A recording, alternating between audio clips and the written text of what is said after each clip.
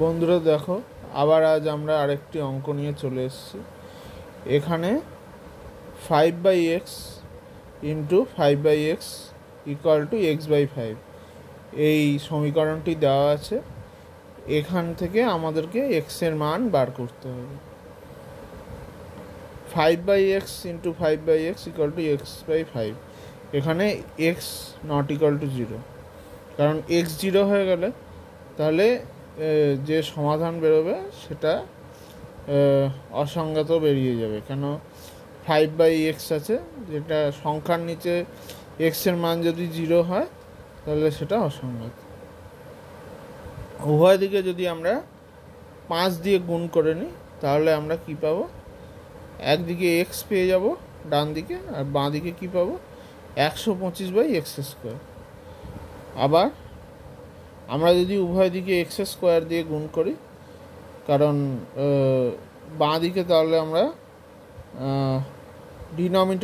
ডিনোমিনেটরে যে এক্সটা আছে সেটাকে আমরা তুলে দিতে পারবো।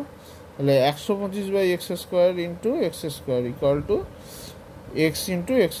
তাহলে 125 ইকুয়াল টু এক্সের কিউব।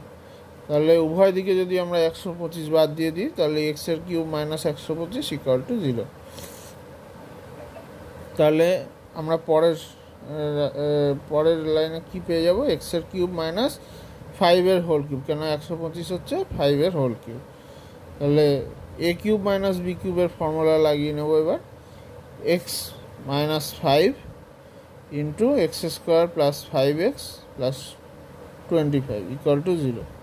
তাহলে হয় এক্স মাইনাস 5 ইকুয়াল টু 0, তাহলে x equal to 5, or x² plus 5x plus 25 equal to 0।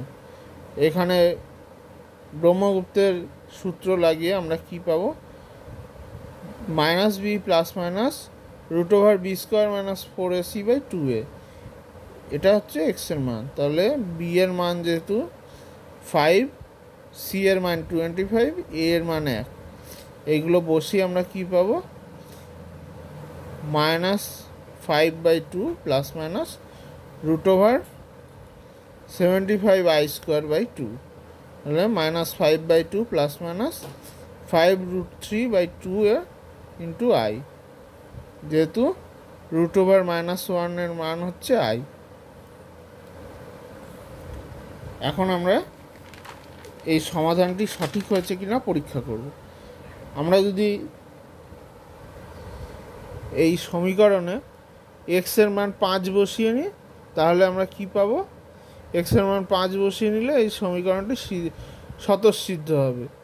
কিন্তু এক্স এর মান যদি -5/2 প্লাস 5 ইন্টু √3/2i এইটি বসিয়ে আমরা সমাধান করার চেষ্টা করি, তাহলে কিন্তু এটির মান এক্সের মান কিন্তু 125 হবে না। অতএব এটি এই ক্ষেত্রে এই সমীকরণটি সমাধানযোগ্য হবে না। সেক্ষেত্রে এক্সের মান শুধুমাত্রই 5 হবে। তাহলে আমরা কি পেলাম?